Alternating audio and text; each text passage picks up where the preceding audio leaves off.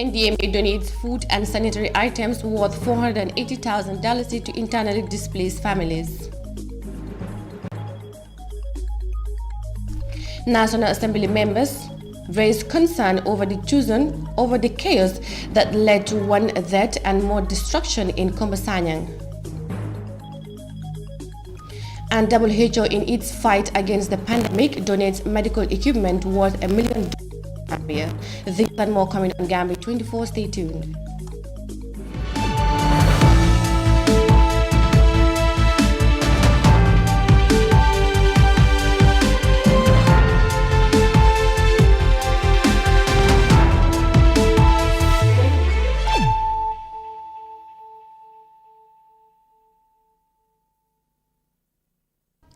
Good evening, you're watching Gambia 24 News Bulletin with me, Mariama Cham, and thanks for joining us.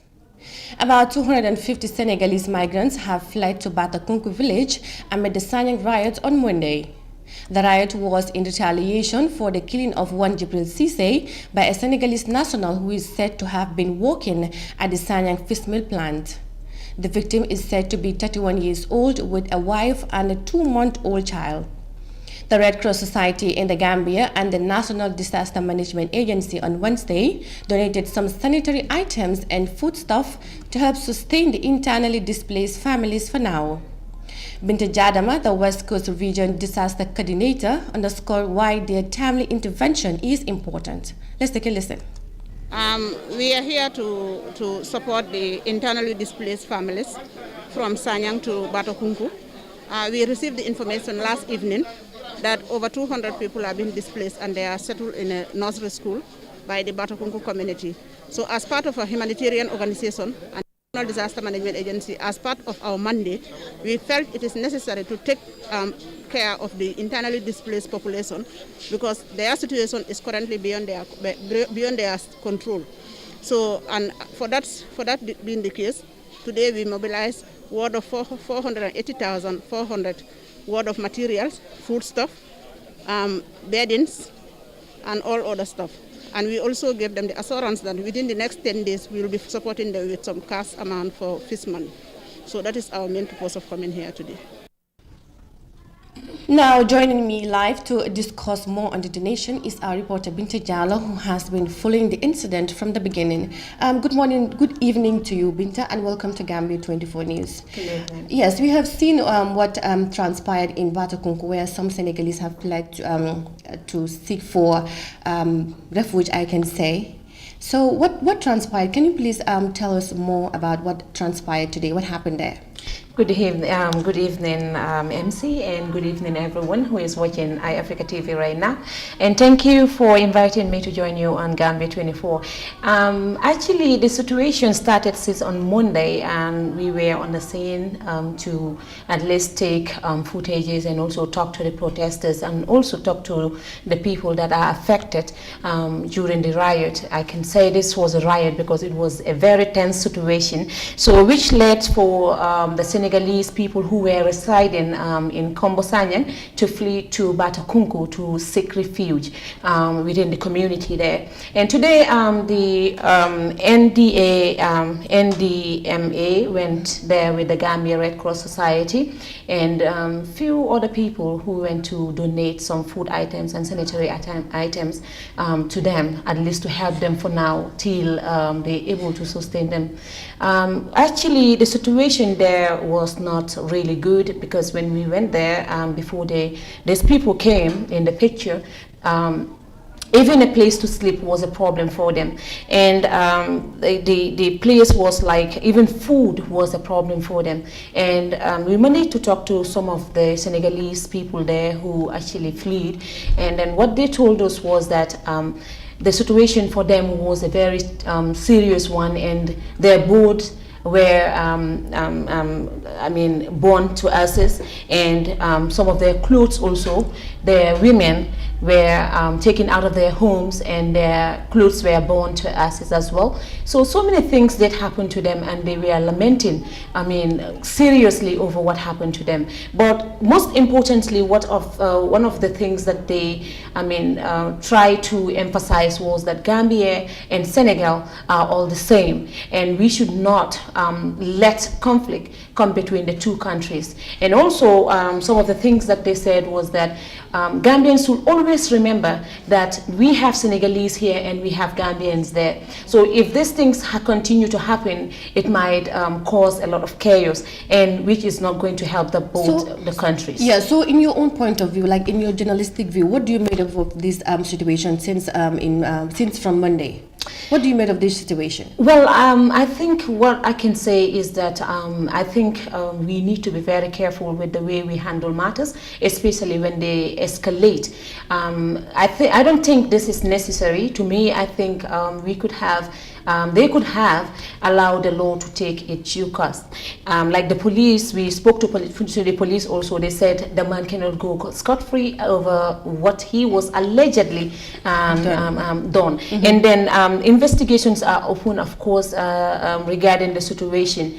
MC, before I conclude, we also saw the Senegalese ambassador who came there to show them solidarity and also to talk to them, to make sure that they are comfortable, to make sure that they are okay. And he also donated $30,000, and he promised them today, Wednesday, they had a cabinet meeting. They were having a cabinet meeting over this issue, and then how to address the situation. Thank you very much, Binta Jallow, for joining me on Gambia 24. If you're just watching, that was Binta Jallow, one of our reporters who has been following the riot that just took place, or that is just happening in Sanyang. And still with the news. The honorable members for Kiang Central on Wednesday made a statement on the violent protest which took place on Monday in the village of Sanyang. National Assembly members joined the fray to condemn the killing in Sanyang together with several other cases in the country. The country's lawmakers urged for a thorough investigation into these matters. Khadija Toseka tells us more. The honorable member for Banjul South, Fatoumata Tumanjai, recommended that all the alleged killings that took place should be investigated and a report to be presented before the parliament. According to her, the government should invest in the youth and stop depending on foreign aid. I think they should also invest a lot more rather than depend on goodwill from outside to develop our youth. Honorable Speaker, the youth are always recognized as the backbone of this country. But what are we doing? We should recognize the importance of youth development in nation building. And I think if this government is serious about nation building, they shouldn't pay lip service in youth development. They should focus more and invest more in youth empowerment, in youth development. That's the only way they can address the root causes of these issues. The honorable member for Nyamena East, Omar Cisse, argued that the security sector is meant to protect the life of the people and their properties. He added that 3 people have been reportedly killed in his constituency, saying if the killings continue, the security sector reform will be questioned. And obviously, if we continue seeing people being killed on the street, obviously then one will be doubting whether or not the security sector reform, it is actually going as one would expect it. Fatoumata Jawara, the National Assembly member for Talinding, pointed out that the security sector alone should not be blamed, saying the actions of the youth should be condemned. She recommended the adequate equipment of the security forces so as to carry out their responsibilities effectively. This is a collective responsibility. We cannot blame the government, neither the police institution. We all condemn the killing that happened at Faraba Bantang. We all condemn the security officers. It means that we are disarming them. If we want the security personnel to operate and put this country in the right direction, we must equip them and we must encourage them. But we should not be saying that the police are not doing their job with the risk attached to their work. Sanyang grabbed national attention on Monday when an angry mob stalked the death of a native of the village, burnt down Sanyang police station, a fish meal factory, and stalls built on Sanyang Beach. The incident triggered tension between the youths of Sanyang and the security forces. The protest was in retaliation for the killing of one Jibril Sai, a Senegalese national, who is said to have been working at the Sanyang fish meal plant. According to the Red Cross Society, the riot left 23 people injured, who were later rushed to Sanyang Hospital for treatment. Over 250 Senegalese migrants have also fled to Batakunku village over the violent protests. The Red Cross has since distributed blankets and hygiene products to the displaced population. Reporting for iAfrica News, I am Khadija Seka. Lawmakers urge for thorough investigation into the Sanyang chaos. Now, the World Health Organization (WHO) handed over health equipment worth $1 million to the government of the Gambia on Monday. The event held at the Central Medical Store in Kotu is part of the many efforts WHO is rendering to the Gambian government to help fight the COVID-19 pandemic. Binta Fati has the rest of that in this report. The items, which include a patient monitor and antigen-based rapid diagnostic test worth close to $1 million.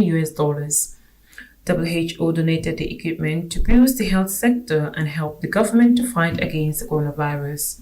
Dr. Ahmad Lamin Samate, the Minister of Health, expressed delight to have received the equipment. This, according to him, means early diagnosis and treatment, as it will fasten healthcare response in this uncertain period. These are life-saving items that come to boost our ability to respond to the COVID-19 pandemic. As the WHO representative, we call him the WR, has said, the response is in various forms, but also critical in the response is the identification of the people who are affected, who are infected.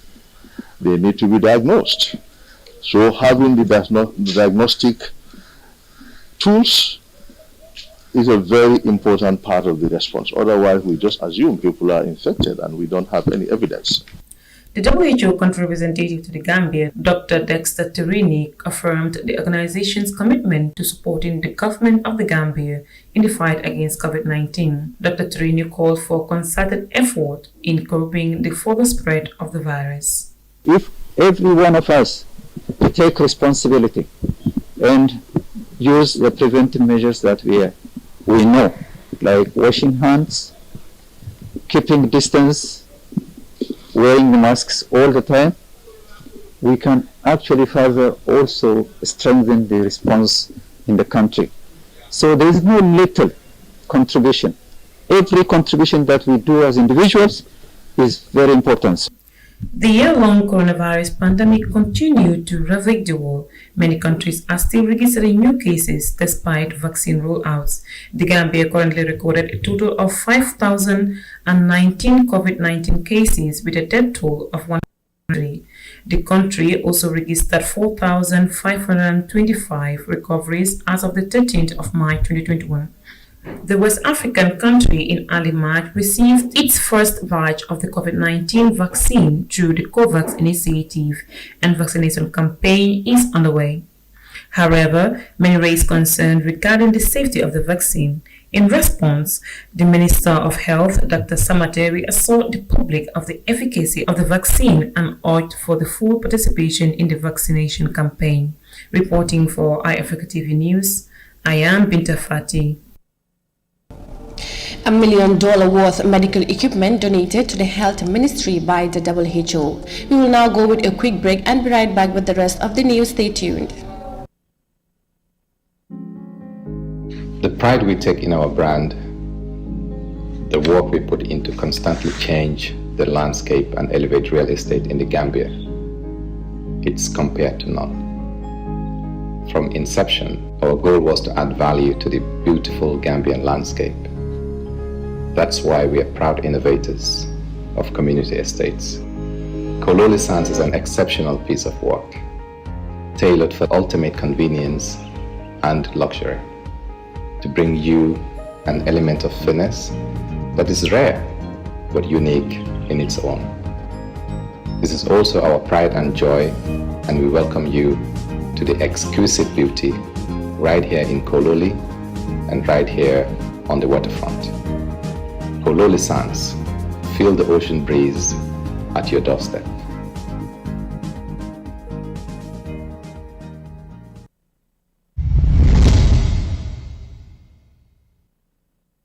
Welcome back and still with the news. The first contingent of GAMCOI 23, which departed to Darfur for the continuation of peacekeeping operations on the 2nd and 23rd September 2020, have returned home after the mission has been cut short. The 23rd contingent, which consists of 132 personnel, were under the command of Lieutenant Colonel Ibrahim Kribali.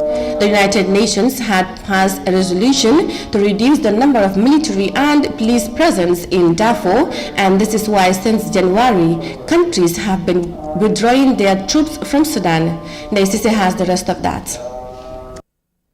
The return of the Gambia military mission from Sudan followed the passage of United Nations resolution to reduce the number of military and police presence in Darfur beginning January 2021.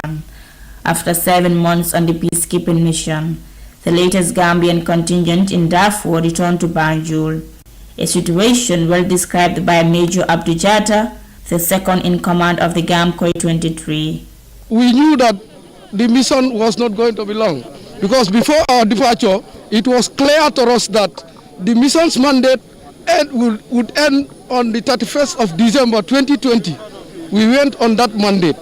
And then the missions, any mission you see runs under a mandate. Once the mandate is terminated, troops no longer stay. The mission's mandate was to end and a new mission was to take over, which is a civilian-led mission, unit called UNATAMS. So UNATAMS mandate kick off on the 1st of January 2021. Brigadier General Turujawane, who doubles as the commander of the Republican National Guards, represented the Chief of Defense Staff in receiving the gunmen at Banjul International Airport. He commended the troops for their professionalism during the mission and welcomed them back to their bases. We have an in-house rules. The in-house rules, one of them is to be quarantined at, is it Park? I don't know. One of the hotels, I don't know. But then again, you are all to be there. Simply, you are going to follow the test. I'm not too sure. If you are found to be negative, no problem, I'm sure you'll be discharged. If you are otherwise, that's another thing. Not my fault, not your fault. But by Tuesday, let me remind you once again, you should be there. Then it will be worked out for you, your per diem or whatever, your salary or whatever, it will be computed and it will be paid to you. There's no doubt about that. We are ready for that. The war in Darfur began in February 2003, when rebel groups accused the Sudanese government of oppressing Darfur's non-Arab population. The Gambia sent the first contingent of soldiers to Darfur in 2004, and since then, troops have regularly been replacing one another. The last batch to have returned from Darfur will see the United Nations replacing the military and police intervention with civilian presence. Reporting for iAfrica News, I am Naisise. Soldiers sent for peacekeeping mission in Darfur returned home. Now, Food and Agriculture Organization FAO on Wednesday kickstart a 2-day session on reviewing its programming framework and annual report. The session will also set in plans for 2021. FAO aims to assist the government to maximize crop and domestic food production. It is also seeks to benefit farmers by strengthening the livestock industry and integrating the agriculture subsectors. Let's take a listen to this report. This session is to review the progress made in the past year and craft a way forward by improving some of the setbacks the organization may have encountered during the year under review.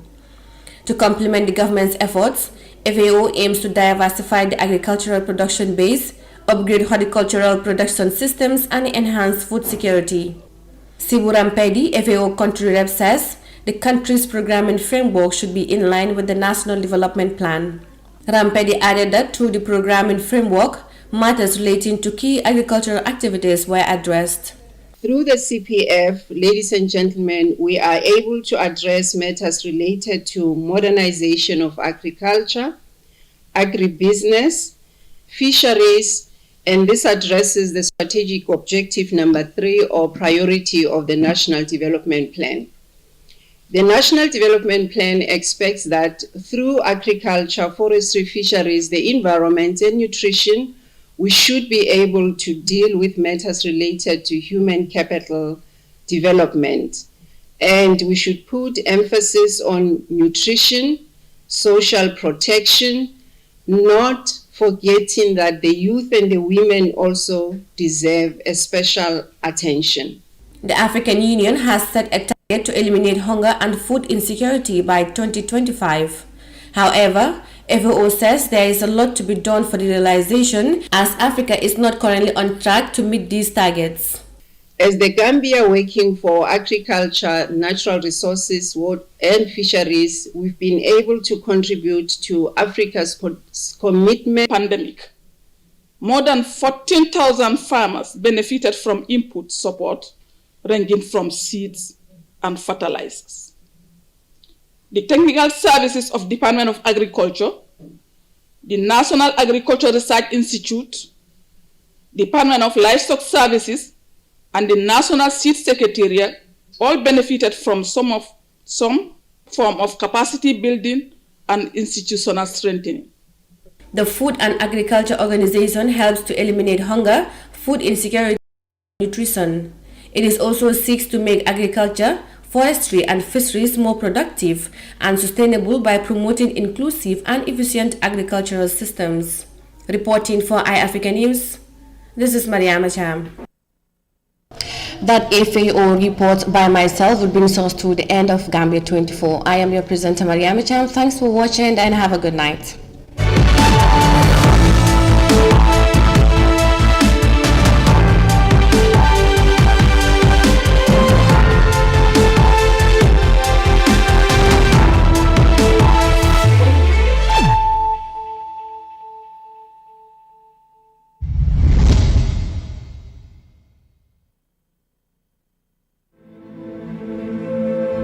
They say we slept in one world and woke up in another.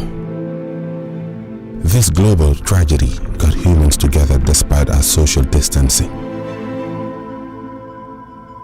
Our nature is taking a break.